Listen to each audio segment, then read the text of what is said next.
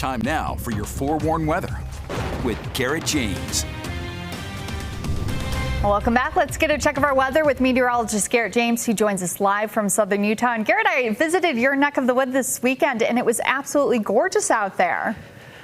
Oh, it was amazing. Can I just write that forecast down, copy and paste it for the next 7 days and just keep that kind of weather? Well, hate to be the bearer of bad news, but no, because we've got changes on the way. Take a look at this. High pressure, it's still in control right now. We can see this ridge of high pressure really just staying over the area for the time being. However, low pressure, it's going to be slowly working its way over us. And as it does so, we're going to be looking at changes taking place. So we can see these changes slowly getting into motion right there, but we fast forward and we see that area of low pressure out to the west. It's slowly, and I mean ever so slowly, working its way to us and will eventually impact the area. By the time we get to Thursday, we can see that area of low pressure really centered in the southern part of the state and even over into Nevada as well. However, we'll be tracking a couple of systems heading our way as we'll stay cool as we go into the weekend, and there we can really see that center of low pressure sitting right in southern Utah and over into the Four Corners region. But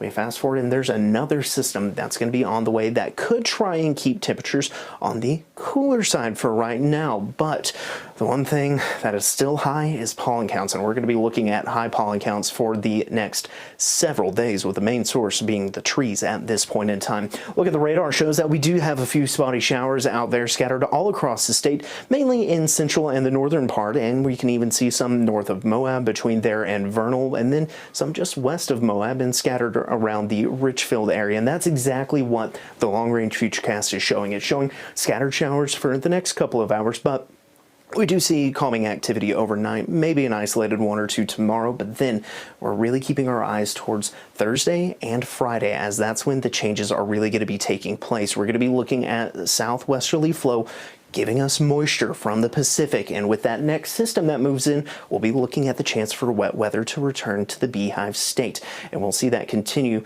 on Friday, even going into Friday night. Take a look at this. There we can see really a good stretch of precip from Washington County all the way up to Provo and Price, and then this continues into the weekend, Saturday morning right there, and then we do start to clear up and clear out by the time we get to the beginning of next week. Let's go ahead and, well, let's see what the lows tonight show. It shows 40s and 50s, even the 30s for Evanston, but highs tomorrow show that we're going to see another nice day, mid-70s for Salt Lake City, close to the 90s for St. George, 87 for there, and for Moab, 85 for Hanksville. For the Wasatch Front over the next 7 days, changes on the way with some cooler weather. Take a look at this. Wednesday, 80 for the high, slight chance for a little bit of precip, but then into the 50s by Friday and Saturday, with temperatures starting to pick back up by the beginning of next week. St. George, on the other hand, we're even going to look at the chance for a little bit of rain. Slight chance on Thursday, isolated Friday, and then maybe a few isolated ones